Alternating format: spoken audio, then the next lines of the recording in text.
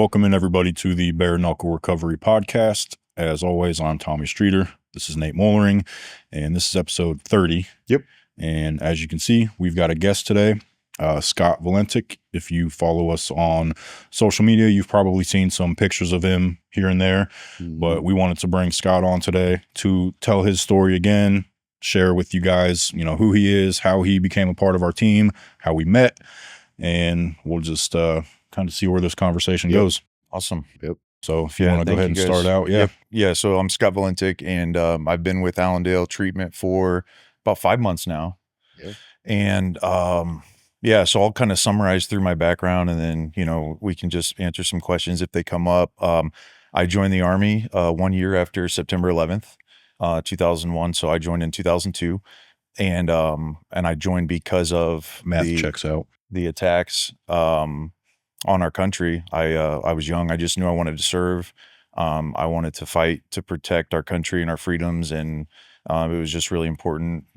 Service and stuff was important kind of in me growing up.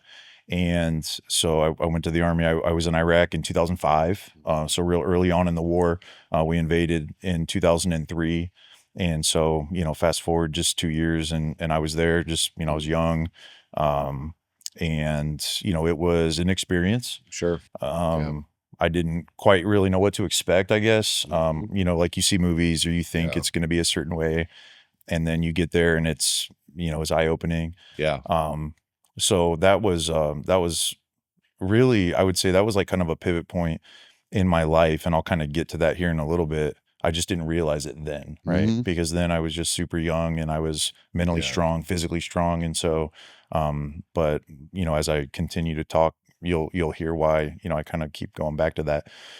So anyway, then I stayed in the Army. I was on active duty for 10 years total. I served as an instructor, and I served in recruiting duty, which, that's a beast in and of itself. Sure. It's not on the front lines. It's not deploying. But it's 10, 12-hour days, sometimes 6 days a week. It's very production driven. There's not quotas. People think there's quotas, or it's not like that, but it's just, we need to fill the ranks, right? We need to go out and we need to keep the military, topped off. Yeah. And, but I took a lot of pride in that. And I wanted to, we were talking about stigmas before we started recording. I wanted to erase the stigma of like, well, recruiters always lie. Right. Or recruiters are always this and that. And so I took a lot of pride in just being really genuine. And oftentimes I kind of found myself talking people out of the military or the Army. Yeah. Because, if they felt like it wasn't for them, I'd be like, what, maybe you're right. Maybe it's not for you. I'm not going to try to sell it to you. Maybe it's not. And then what would happen is like, whoa, you don't think I can do it? And it's like, well, no, I mean, you can probably do it. Yeah. But it just sounds like right now you have some reservations. And then they would be like, well, I kind of want to try it. And I'd be like, okay, well, let's try it then. But they would have the facts. And so, over the course of my time in recruiting, I was a part of 450 enlistments, whether individual or team. And that's really significant because that's about the size of a battalion in the Army. So, I do take a lot of pride in that. And then I chose to separate after 10 years and transferred to law enforcement. Pretty smooth transition going from the military to law enforcement. Just the infantry in the Army, kind of like what you would think of like ground fighter, war fighter, weapons and tactics. And so I just, I didn't have to do any additional schooling training. I was kind of just dialed in for that. Worked in Columbia City for about 4.5 years on the road, third shift, working road patrol. And I can't remember if I knew you. No, I was already on the county. Switched to the county, Whately County, and I spent another 5.5 years. So 10 years total in law enforcement. The last 3 years of my law enforcement time I spent with the drug task force. So as a detective, working narcotics cases. Yeah. And it's not glamorous like the movies or the shows. Right. It's not like you go undercover for long, stints at a time. You're not just chasing a guy with an eye patch like a scar.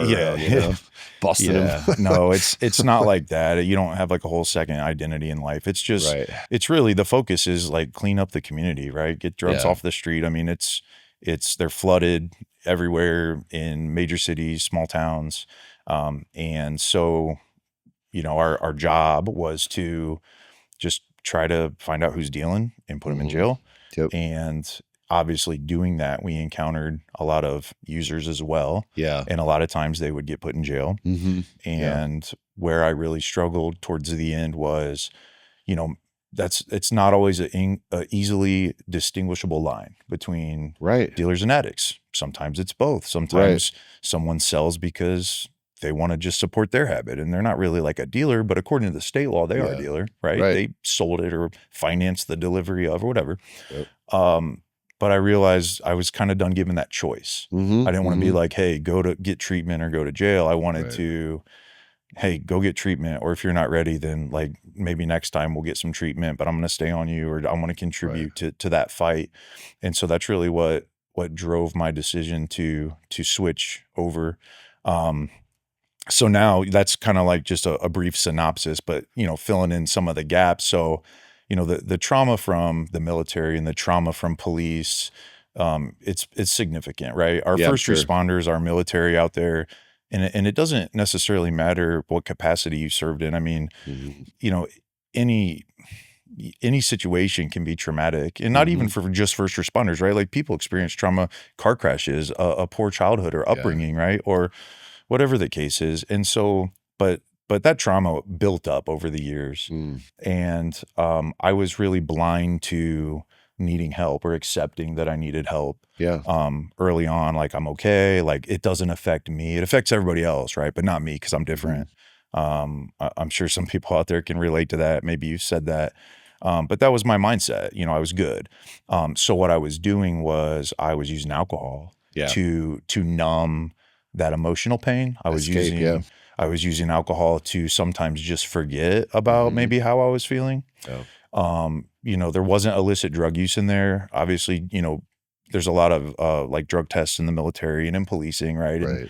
But alcohol is legal, right? This drug is on our shelves at the store. You go buy it. And well, it's probably accepted and, borderline encouraged at times too, right? To kind of cut loose and have a good time. Yeah, it is. Especially like in the military, right? It's in the culture in the Army, it was my experience. So I don't want to offend anyone by saying like, this is how it was. And then someone's like, oh, well, I don't feel like it's like that. I'm not being disrespectful of the military, but the culture was like, let's work really hard and train really hard. But then let's go play really hard. Cut loose. And, you get to the bottom of a bottle, find another, or you're drinking a bunch of beers around a bonfire, whatever the case is. And so it was, it was binge drinking.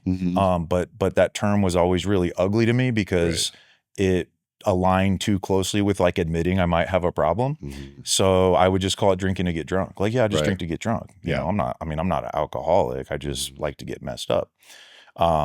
Which again, I was lying to myself, and it took me years to realize that.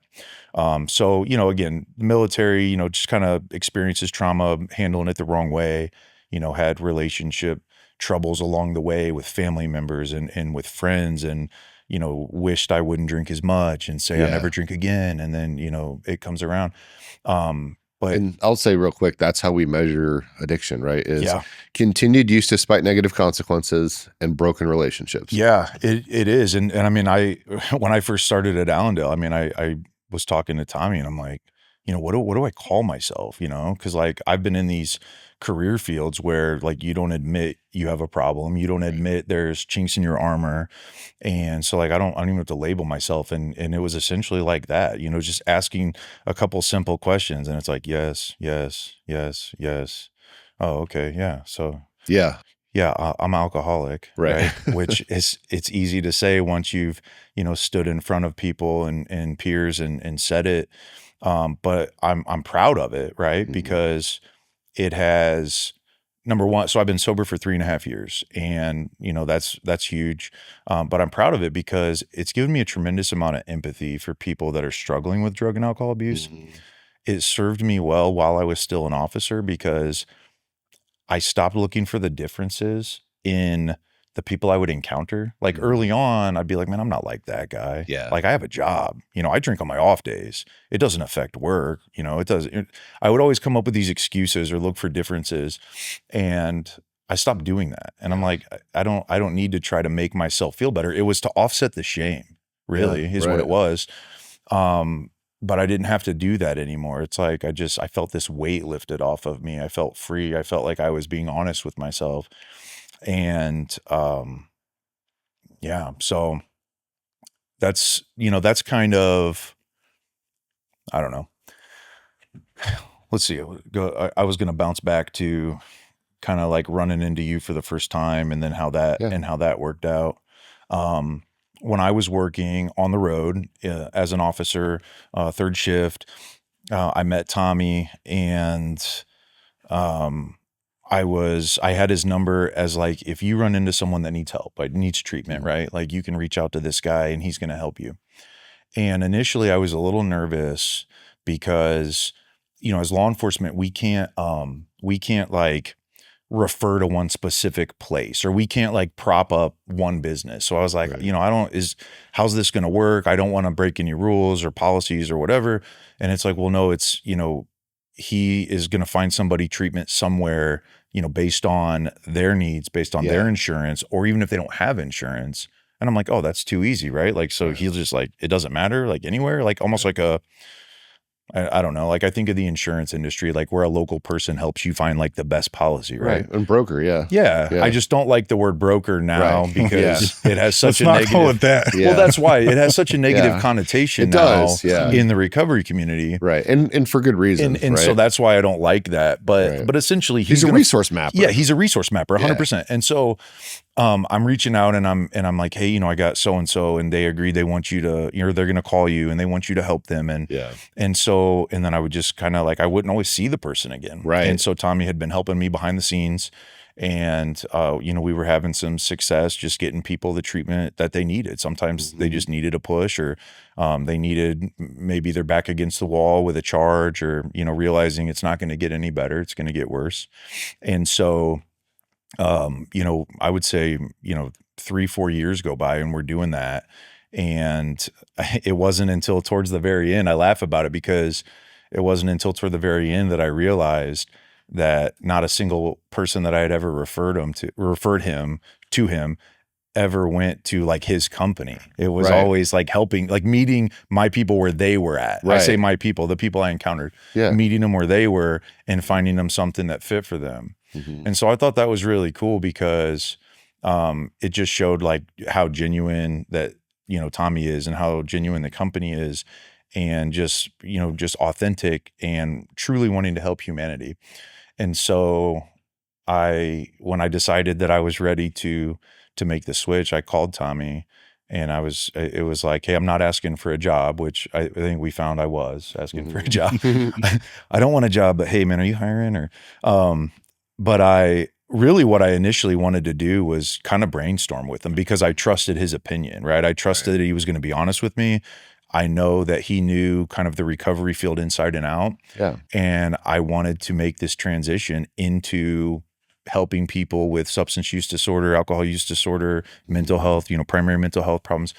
I wanted to do that on a daily basis. And what that ended up leading to was, where I am today, where, he kind of took a chance on me and realized that, that knowing me over the years, realizing my passion and seeing it just as an opportunity for the community and, to be able to help people. And it's just been a really, really great fit. Well, I thought it was really cool too. When you did first reach out to me, when we were on the phone, when I was at Allendale that one day, I had a feeling what that conversation was going to be about, because you're like, I don't want to meet in public somewhere. So when we sat at my kitchen table and basically did just brainstorm, I still have the list that I wrote down, basically just asking you, like, what do you feel like you could bring to this company, to our team? And we have a very diverse team as it is. And so after we went over that whole list, especially one of the things that I think is really cool that you're doing, obviously you come from a different background than everybody else on our team. Right. Like, you were on the other side of it. You talk about all the time the different pillars of recovery, and one of them being law enforcement, the justice system, there's intervention, prevention. You come from a different background that none of us had. So that was a huge factor for me. But also, like the trainings that you're qualified to do that you've been able to bring in and help with our staff, right, in our throughout our company, right, like the de-escalation training, the CPI, like all of this stuff that, you know, we've had these trainings before, but a lot of times it's been like outside entities that have done it, or Rose has done them, but you're already qualified to do them. So I thought that was really cool. And after we had that conversation, when I talked to Nate and Justin and Adam about it, it was kind of like, well, I think it'd be kind of stupid not to bring him onto our team. Yeah. Well, and and I'm super appreciative of that, because it's interesting looking back, right? Starting at the military and then through policing, you know, I started teaching or instructing in 2007, and it was like weapon systems. Right. And then it kind of just went from there into policing, instructing on like standardized field sobriety tests, defensive tactics, just a number of different, you know, more general topics. And I never realized how, or I guess I never did it for a reason to benefit me. I did it to provide that adequate training for my team, and, you know, so that we could, you know, get better, be able to respond to situations better.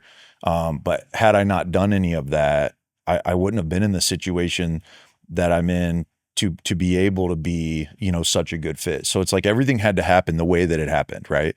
Had I not gone and been a narcotics detective, you know, maybe it wouldn't have pushed me to the point of like, you know, seeing these individual cases that are just heartbreaking of, you know, people that just really want out. They just really want something different, but they don't have the support system, or they don't think they can do it for a number of reasons. And so, you know, I really believe in not having regrets. Because, you know, you change one little thing and it changes everything after. So it's not fair to regret one thing, but then expect everything else to stay the same. And so I've thought about that a lot, you know, all the way back to the military. I don't regret anything because it would change the trajectory drastically of my life. And I love, like, I truly feel like I have the best life ever, you know, outside of work, within myself now, within work. And so I wouldn't have any of that if not for that path, you know, and it was a slow and arduous journey of kind of learning as I go and hitting speed bumps and falling down, you know, getting kicked and realizing like, you know, you're messing up, dude. You need to get it together. But, you know, that's, to me, and I say this a lot to people, you know, the mark of, you know, I don't want to say the mark of a man, but like the mark of success, individualized success or personal success is, you know, have you had like this gut-wrenching failure? Like David Goggins in his book calls it a gut-wrenching failure. Have you had a gut-wrenching failure in your life? And then how did you claw back from it? How did you dig yourself out of that, make yourself a better human being, contribute to the betterment of others around you, yourself, and really embrace that. And until somebody's done that, it's kind of, you almost like don't know what you're capable of. It's true. Until you've really, and I know I'm preaching to the choir with you guys just because of your stories. But it's, you know, it's like, I didn't experience the same thing as you, but I know, you know, that I experienced things that, you know, some people would be like, oh, I can't imagine. But then other people would be like, oh, that's it. You know, I've experienced way worse. But again, it's not looking for the differences. It's just realizing, okay, this is horrible. This hurt bad, but I'm going to claw my way back out. I'm going to put my nose down and drive forward, you know, just to be better at the end. Yeah. I mean, and not only having a gut-wrenching failure, but me just being a gut-wrenching failure. Like I have the most experience probably. I'm just kidding. But no, I mean, we've all had those in life, and Tommy and I have both had many, as all of our audience has probably heard our stories many times, probably sick of it. But, you know, that is how you become someone who's equipped to help others, is by going through stuff. And a lot of people watch this and they're like, man, I didn't serve in the military. I wasn't in combat. I wasn't a cop. Like, I haven't had a drug problem. I'm not really somebody that can do anything. And that's not true. Like, everybody's gone through something. But it is like, what do you learn from it? Like, how do you build yourself up from what you've gone through? It doesn't have to be something like crazy dramatic. It could be, you know, that you've had a family member pass away. It could be that you've lost your job and had to start your career over. Like, we've all gone through stuff, and going through that, there are people out there that are going through it right now that could benefit from you reaching out and offering a hand up, not a hand out. You know what I mean? And saying like, hey, I'll walk with you through this and help you get to that next phase and it's going to be all right. Because I mean, that's like part of the human experience from the beginning is failure and then redemption, right? Like that's our story as people, you know? Yeah, absolutely. And you know, this kick that I've been on, because, you know, I sit at home and I think about, you know, what are other ways I can continue to give back? How can I make myself more mission essential, right? Is like is like a common phrase, you know, in military and paramilitary organizations. And it's kind of contributing back to the law enforcement community. And, you know, I'm getting ready to present at a CIT, crisis intervention team training. And it's going to be about how are we taking care of ourselves as law enforcement officers or first responders, right? Like who's caring for you? Right. Because they get all this training and all these hours to care for others, but the public doesn't get a class on how to care for law enforcement. No. Right. They're not calling them to celebrate accomplishments. Right. Right. And so, you know, I go in a much more detail, but it's really like, and what's interesting is it doesn't matter if you're a first responder, if you're not, you know, the kind of that path forward, that healthy path forward looks about the same. Yeah. And it has to do with your spiritual health, your mental health, your emotional health, your physical health. Right. And then others, you know, they could argue little pillars here and there are important or whatever. Right. But in that kind of makes me think of one of your very first videos. Scroll back to the very beginning and look at Tommy's wagon wheel to recovery. Back when we had an iPhone in the room at Fort Wayne old school, Recovery. right? But I used to watch that, right? I used to watch those since the very beginning. Yeah.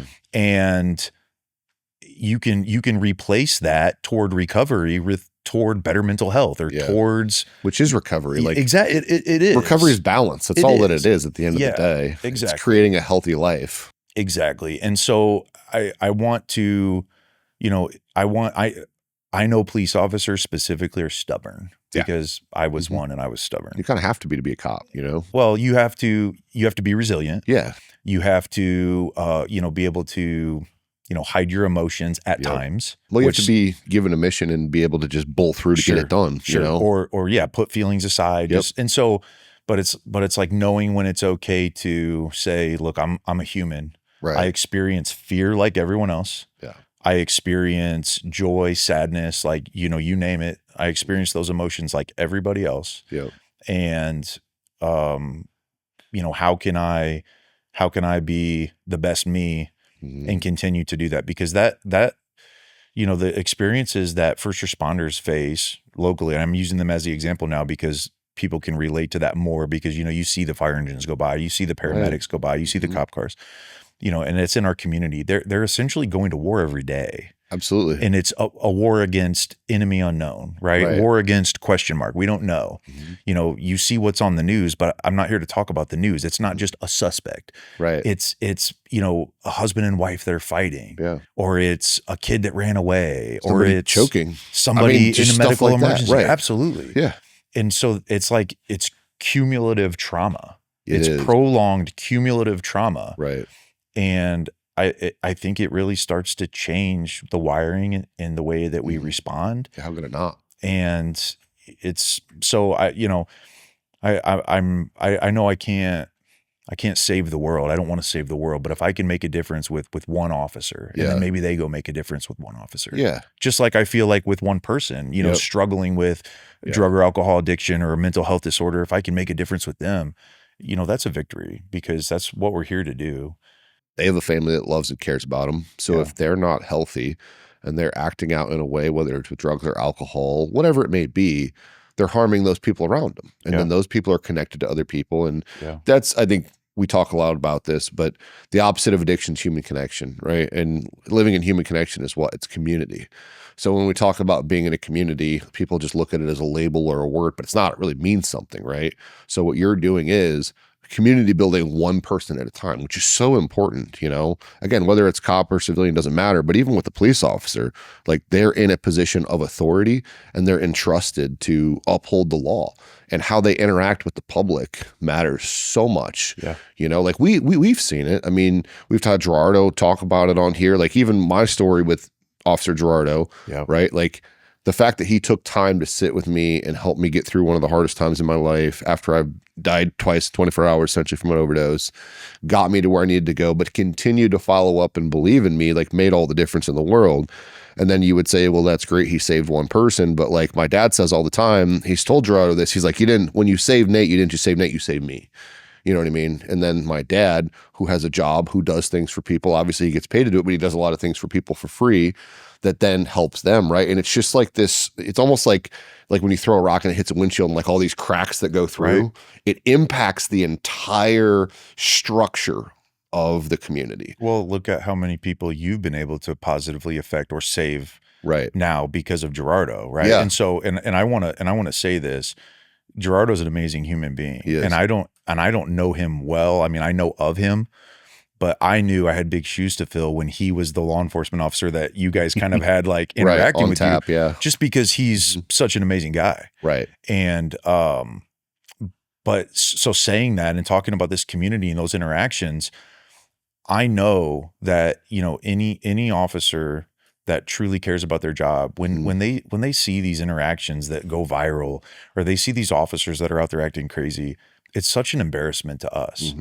And one person or one situation gives the entire community a bad name, right? And then it's like, oh, all cops are bad, or we don't, you know. And it's like, no, man, that's not the case. No. I know so many just amazing people that literally will do anything to help somebody in need. Well, I think that brings to another great point, which is that, we've talked about how our actions and our relationships have ripples, right? But the other thing to think about is, you just mentioned it basically without saying it verbatim, but you and Gerardo, like since, you've had contact with me and with Tommy now, like it creates synergy, which means that like it's amplifiers, you know what I mean? Like when you start hanging around people that are like-minded, and then you collect more people and you collect more people, and you get a circle so big that they can't help but rub elbows with some of the people that are kind of negative, and people can't help but be attracted to good things, right? Like, obviously if you follow me on social media, I'm a big C.S. Lewis fan, but he talks a lot about how like there's this law written in all of our hearts, right? And we all can look pretty objectively and be like, okay, is this good or bad, right? Like, is it on the good side or the bad side of things? And we kind of know.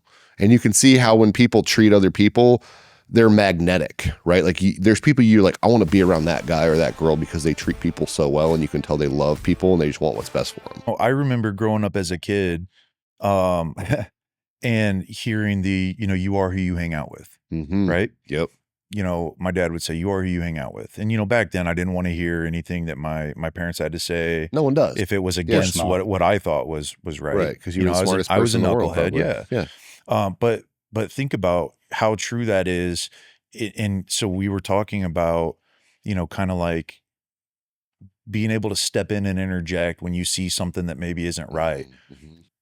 The opposite of that is doing nothing, which is saying something. It's saying that you condone that behavior. It's saying that you're okay with that. Yeah, it's a blessing. And so, sometimes like inaction is, you're still making a decision. You are. And so that's why I think it's so important, especially like in the law enforcement community, we're servants to the public, right? And I would tell people that like I serve you, right? I work for you. Right. Because a lot of times maybe they wanted to say it to me anyway, like I pay your, I pay. So you take the air out by just being like, I work for you. But it's like, no, I know that. You're right. Yeah. 100% you're right. But so we have to remember that, because how we talk to the public is important, right? How we respond in those times of need, and just remembering like when people would apologize, like, I'm so sorry you had to show up. And I'm like, why? I'm working. I'm on the clock. This is my job. Don't ever be sorry that I have to show up to your house. Now I've been here a bunch of times. It doesn't matter. Right. It's some, but again, that's that human element kind of kicks in, and it's like, man, again, how many times are we coming back here? Yeah. Right. But at the end of the day, it's like they're in need. Maybe they're in crisis, and they're calling on this group to come and say, let me problem solve with you, or let me help you. Well, and I always like to point out to law enforcement, first responders in general, whether it's a paramedic, firefighter, law enforcement, like you might be the only person that shows up in their life that is somewhat stable as a human being, but you might be the one person that shows up when they call that they can rely on to be there. Now, it might not be for a good situation, but you are somebody that's employed, you're following the law, like you're doing what you're supposed to do, you might be that one interaction of somebody that's like the one positive person. And so how you talk to them, like with Gerardo, I mean, I was a homeless drug addict and a criminal.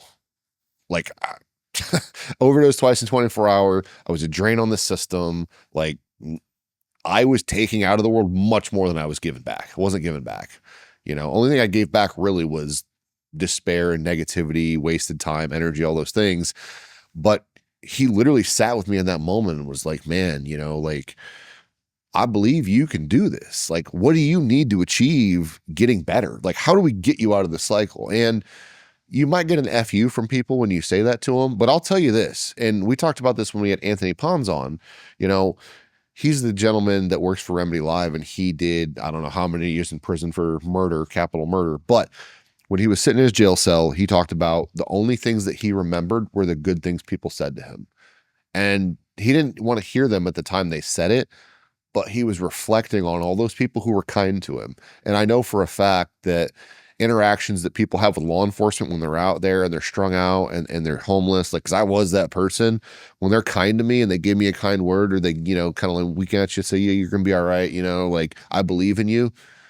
You think back at those moments when you're sitting there in a puddle of your own urine behind the homeless shelter, you know what I mean? Like, you really do. Or when you're sitting in a jail cell kicking dope. So you don't really realize the power you have. And we talk about planting seeds, Absolutely. Right? Like, you don't know when they're going to grow. But every time you see that person, if you're out there 4 or 5 times, just being like, hey man, how are you? And they're like, well, I'm pretty terrible. What the F do you think? It's like, okay, well, I'm sorry you're going through that. And I'm not saying like you have to take crap from them. I'm not saying be a doormat, but just being kind to them and maybe saying something encouraging, it can be firm and direct. Like, you can say things like, hey man, like, you're better than this. I know you're better than this. Like, when are we going to start to make a difference? Right. It doesn't have to be all mushy gushy. Not everybody's built that way, but man, you might be the only positive thing that's ever in that person's life. And it's easy for me to say sitting in here in the studio, like, oh, hey, when you go out to a call for the 5th time of a guy, screaming at his wife, you should be nice to him. But I'm telling you, like, you don't know the positive impact that could have. And when he's ready, he's going to remember that you were the guy that was encouraging him. And he might be like, hey man, can I talk to you for a second? Sure, man. What's up? Hey, like, you've talked about me doing better, and I think I want to do better. Cool. What does that look like? So and that's contagious, right? That it is. Those, whether you're being positive or negative, they're both contagious. They are. Right. So like if I could be in a great mood and then you can come in and tell me about just the horrible morning you had, or, right, what a drag your boss is, whatever the case is, and my mood can quickly just go down. And now I'm with you. And I'm like, right, yeah, man, like that stinks, you're dude. commiserating. I'm mad too for you. Right. Or just the opposite. I could be having a horrible morning, and then you could just be like, hey man, sun's shining on you, just, even if it's silly, or just checking on me, ask me how I'm doing, but like really ask me how I'm doing. It's like, well, not good because of X, Y, and Z. My car broke down, whatever. But then just, being able to talk and vent, or just seeing that you're listening can start to bring me up out of that. Yeah. It can. And, you mentioned the, like in a homeless shelter, right? I was just down at the Mission in Fort Wayne recently. And as I look around, I picture, and first of all, I want to say this, it's not an experiment. It's sad, right? We want to be able to help any way we can. Yeah. Right. And we'll always feel like we're not doing enough. But I try to look around and picture like, what did the best day of their life look like? Yeah. Like I want to meet that person in their prime. Yeah. Whenever it was, whether it was when they were like 15 in school and then it took a turn, whether they were 30 and then they lost their job, right, or whatever the case is, before that injury that led to the prescription meds that led to the street drug, whatever it is. But just like meet them in their prime and just get to interact with them, because all too often, people, it's viewed almost like a category of people, and it's like, oh, we'll just stay away from them because of their situation. But they're so intelligent, they're so kind, right. They could have nothing and would give the person beside them half of the nothing that they have to make them comfortable. Yeah. Right. It's like, it's this, it's this attitude of giving and taking care of one another. And we don't know the shoes that they've walked in, right? It's kind of like perspective. We don't always either sometimes we're kind of caught in our own perspective where we don't see other people's. Yeah. 100%. Or sometimes we just kind of view with this broad, we were kind of talking again about the stigma, right? Or this broad perspective, and we fail to really, what were the precipitating factors that led to this? Yeah. Right. And understanding that helps you formulate a plan with them potentially to move out of it. Right. Right. And, I've been to enough funerals, unfortunately, to see, if you go to a funeral, you'll see, they got the pictures set up, and sometimes there's even like a video screen playing like a slideshow or old home movies. And, man, you just see the family member sitting there looking at those pictures, and it's almost always like them as like, 1, 2, 3, 4, 5, 6, 7, 8 years old as a kid with like their stuffed animal and maybe like their Superman toy or their Barbies. And in that moment, like your heart just goes to like, you realize that person at one point was a kid with hopes, dreams, like who used to giggle when they played with their parents, and so when I come across somebody, whether it's a patient at one of our facilities, whether it's somebody in the street or somebody that I'm doing with the work outside of our company, like for a nonprofit, and that person's struggling, even as frustrating as they are, I try to think about like, what was this person like as a kindergartner or a young kid hanging out with their mom or their dad or their grandpa, talking about what they want to be when they grow up? And that kind of helps me reframe it a little bit, because it's easy to see a 45-year-old man standing in front of you who's scraggly with ripped clothes, who has alcohol on his breath, who just urinated on the side of the building and is cussing you out. And you're like, man, F this guy, but that's not the picture he drew when he was in kindergarten of himself. He wanted to be a police officer, a doctor, or somebody that's going to help people. And so it's a good reframe for me, and I think for everybody, whether it's first responders or just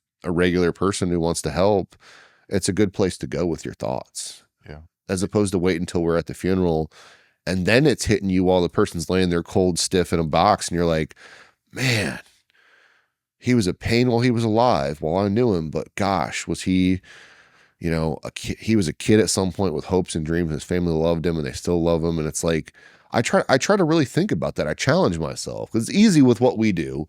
Yeah. And what we do is totally different than law enforcement, but we're as a program and as a group with Bare Knuckle and with Allendale and with Fort Wayne Recovery, like we do have a team of people that's out there, like in the community going to find people, and we get them in and we see them not always at their worst like law enforcement does. Sometimes we do when they first come in on an admission, right? Like when they're first doing their intake, we see them when they're pretty rough. Sometimes law enforcement brings them or they have to come out and help us with them. But we see them as they sober up, right? And sometimes they're harder to deal with when they're sober than when they're intoxicated, because now all those feelings that they suppressed come out, all the trauma that they experience in active addiction. And now, not only do I remember that they were a kid once that hopes and dreams, almost worse is they remember. Yeah. And it's like a kick in the gut when you think about what you wanted to be. Like I remember being homeless and at 21 years old, living in a homeless shelter in Indianapolis, just thinking about, man, I wanted to be a cop when I grew up. Now I'm hanging out here with people that their lives are gone and I'm shooting heroin on the train tracks. You know what I mean? Yeah. Well, and I think, with what you just described, it kind of goes into is it a choice? Right. Is it a disease? And I'm not here to debate that. I know people have these really, drastic views sometimes, but when you say it's a choice, you're assuming that upbringing, they were mentored by, good figures that taught them how to make good decisions. These people who are doing their best. Right. But it doesn't always take into account, right? Like, if someone made a choice to use drugs, but they were, 12 or 13 running around with a gang because they didn't have parents in the home, or they were with an older sibling, or they were with friends, that choice was kind of made for them, right? We know that our brain's not fully developed until 25. We know that it's developing a lot. So when at those early ages, when things like that are happening and these changes are taking place, and we're modeled around the people that we're hanging with. Back to the you are who you hang out with. Yeah. Like if the choice is made for you, and then it's almost like a snowball where it just gets so big. Yeah. And then the choice is made for you. Right. Then it's no longer a conscious decision. Yeah. And so I just think it's important to point that out because, like, okay, yes, did someone choose to put the drug into their body? Yes. Right. Okay, they chose that. But that it's yes asterisk, like it's not that simple. Right. Right. There's all these contributing events or factors that we have to take into consideration and realize, what kind of led to that decision. Right.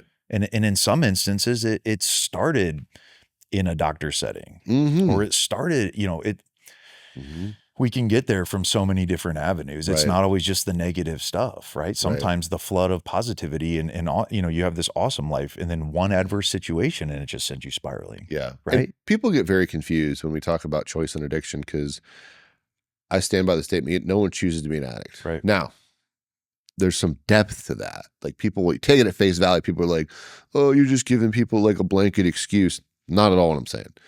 Nobody chooses to have a broken brain that can't process dopamine properly, that when they smoke a joint, it hits their brain in such a way that they think, I'm going to do this every day for the rest of my life. And automatically their survival part of their brain hijacks their frontal cortex, especially because for kids, it's underdeveloped, right? Like the adolescent brain, we know for a fact is not meant to handle an oxycodone, right? But we're giving it to kids like candy, or we were, a little better now. Psychostimulants are another topic for another day, but it's really hard for people to process that. And so you can't choose for your brain to not break, right? Where the choice comes in is when you're an addict, right? And you have options. What are you going to do next? Yes. And that's really where the first responders come in, right? Like that's where you could be for like what Gerardo was for myself. He was a doorway into recovery. Like he helped present me with choices and he helped me develop a plan and then he helped me execute on that plan. And you're right. Like it's really difficult because we always talk about the only thing you're going to have to change in recovery is everything. And that's super scary for a lot of people, but you can be the beginning of that everything.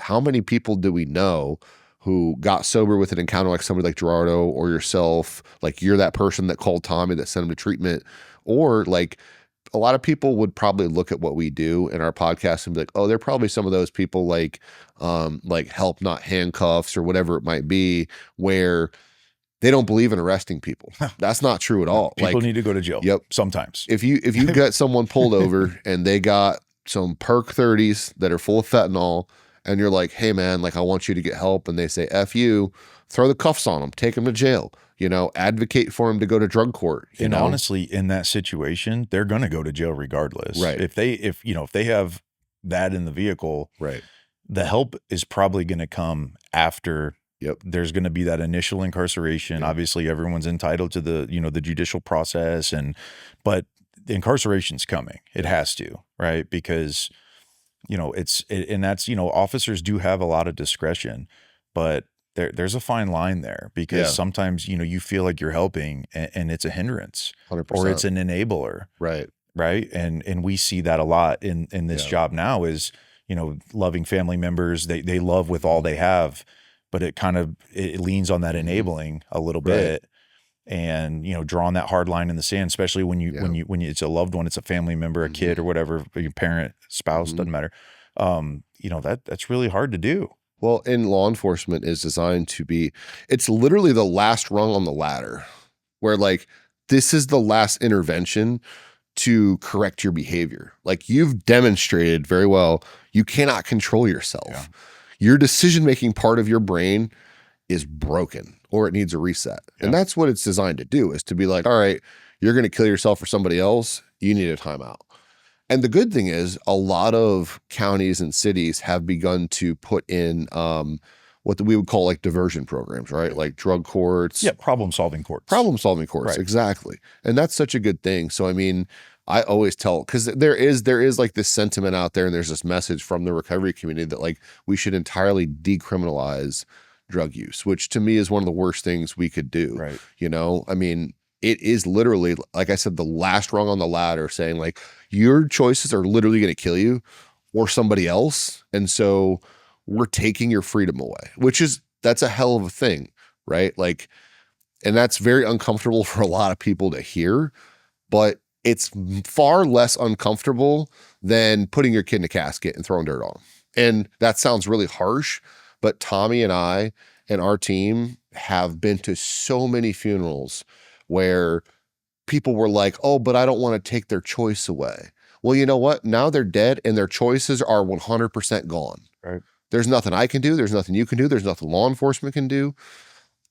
I'll tell you what, like, I know a lot of parents that have put their kids in jail and they're like, at least I know while they're in prison, they're in jail, they're safe. Yep. There's somebody watching them, they're taken care of, you know? So it can be that intervention. And so like we've talked about a lot of stuff and talked about being very encouraging and helping people problem solve, but know that the tool in your tool belt that is those handcuffs sometimes is the best thing for people. Right. And that's where we have to come in, right? Like on the other side of it, law enforcement has to do their job, but it only works if people like us are behind the scenes creating programs and systems for them to pitch them over to us once they hit the judge's docket and they say, okay, you're going to be discharged of this program. That's why we work with the courts. That's why we support them so heavily, right? Like we work with every drug court in Northeast Indiana, just about all the ones that'll have us. Yeah. It's just one step in the process, right? Like I don't hold ill will towards anybody that I ever arrested. Right. I don't remember, there's some that might stick out for various reasons, but that's just that beginning phase. And then the hope is, like you just said, that you go through this process, take that time out, right? Sometimes for a longer period of time than others, but to get better, right? To become a better version of yourself, contribute to society. Yeah.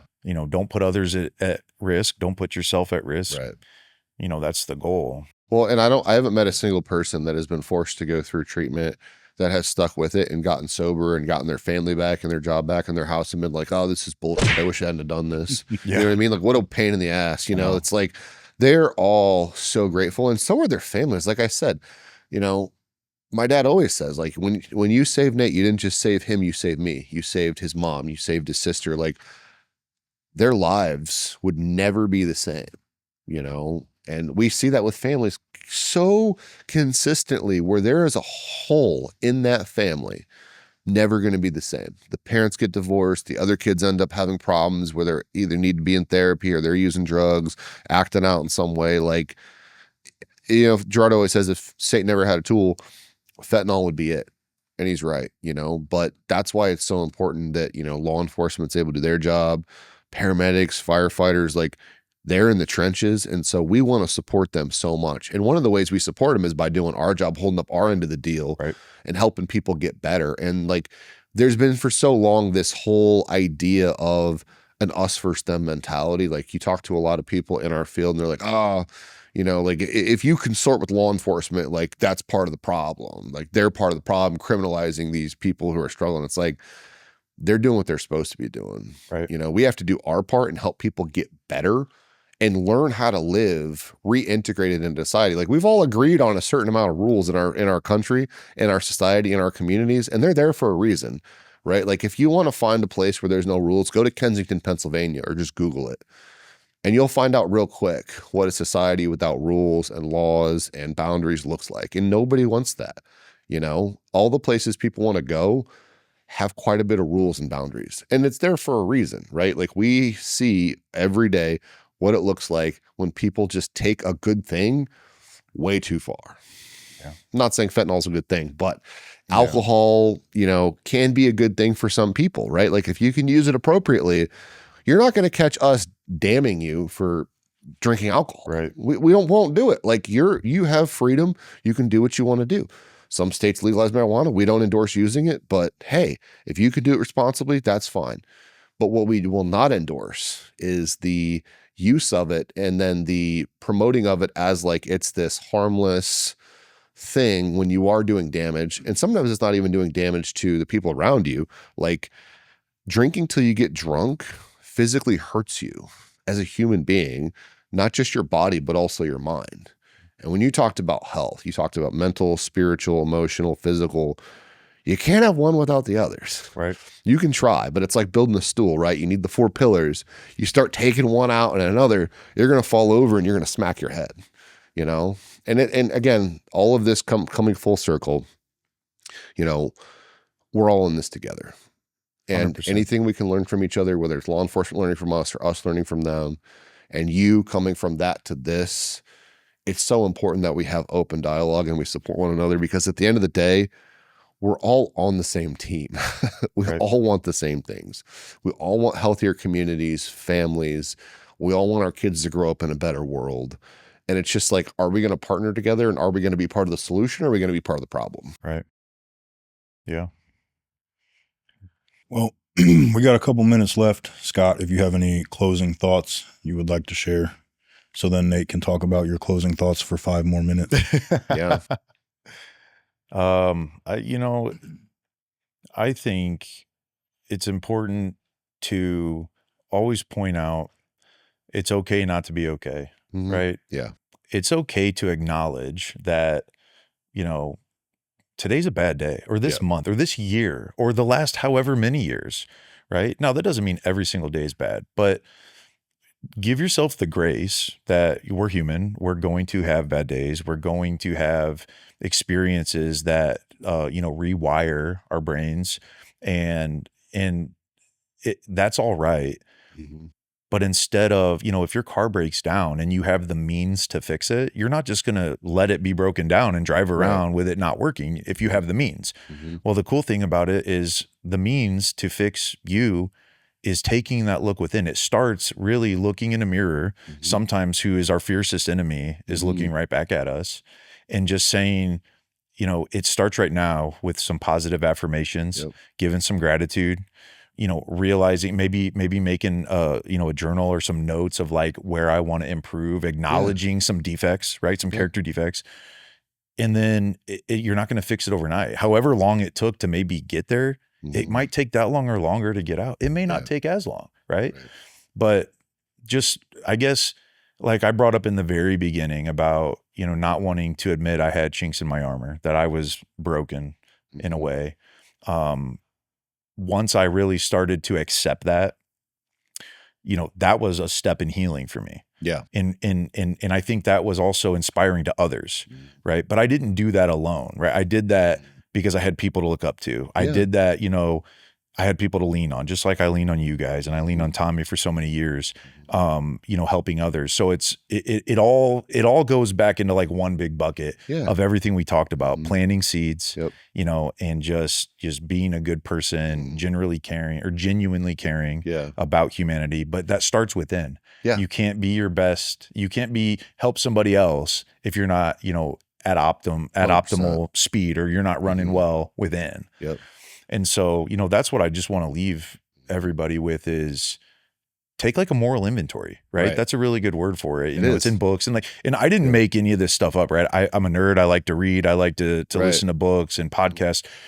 I try to gain as much knowledge as I can, because hopefully I can pass it on, but I won't ever take credit and say I made it up. I didn't. I'm not that smart. I can just memorize things, right? Or they stick to me because I'm passionate about them. But you've become an ambassador for those things, which is awesome. And I want to. So all the people that, develop this stuff along the way, thank you to them, because you're putting out amazing content that we can all learn from. And you're living it though, which is important. And that's you don't just talk about it and then you're not going to go smoke a cigarette and go to sleep in your car. Is walking your talk, right? Yeah. Walk your talk. Right.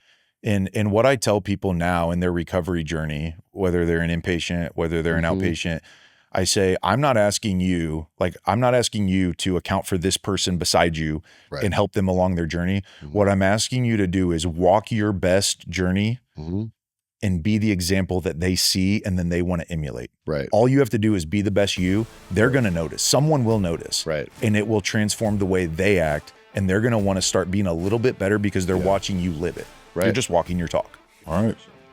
Well, Scott, thank you for joining us again today. I guess we'll see you in a few weeks. Thank you guys for watching. We'll see you next time.